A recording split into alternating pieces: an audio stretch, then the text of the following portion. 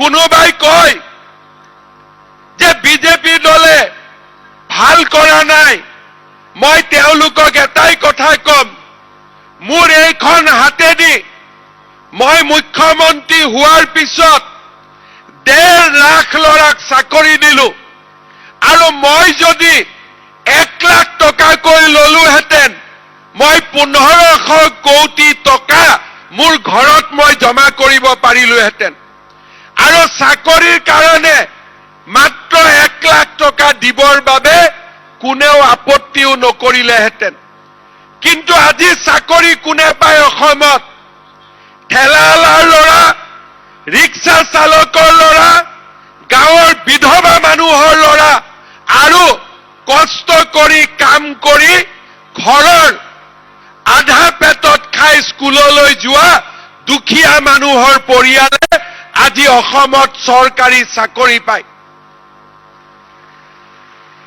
যি চাকৰি যোৱা কালিলৈ আমি কল্পনা কৰিব পৰা নাছিলো, আজি তেনেকুৱা পৰিয়ালৰ ল'ৰা ছোৱালীয়ে চৰকাৰী চাকৰি পায়।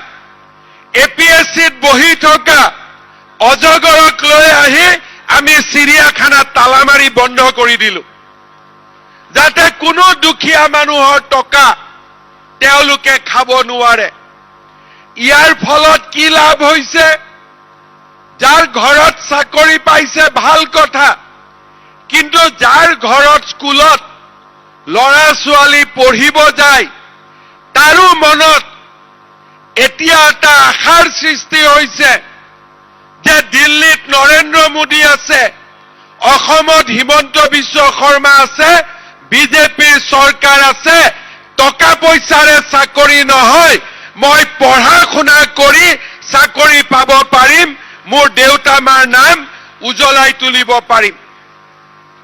আজি যিসকলে আমাৰ চৰকাৰক সমালোচনা কৰে তেওঁলোকক মই এটা কথা ক'ব খোজো যে যোৱা 75 বছৰত কোনো মুখ্যমন্ত্ৰীয়ে ৰাজনীতিৰ পৰা দূৰত গৈ এটকাও টকা হাতত নোলোৱাকৈ চৰকাৰী চাকৰি দিব পাৰিছিল, এই কথা অসমৰ ইতিহাসে নকয়। কোনোবাই যদি টকা লোৱা নাছিল, ৰাজনৈতিকভাৱে চাকৰি দিছিল, কিন্তু এইখন চৰকাৰে টকাও লোৱা নাই, ৰাজনীতিও কৰা নাই, অসমৰ চৰকাৰী চাকৰি জগতখনলৈ নিৰ্মল গংগাক নমাই আনি অসমৰ ৰাইজৰ সেৱাত আমি নিজকে নিয়োগ কৰিছো।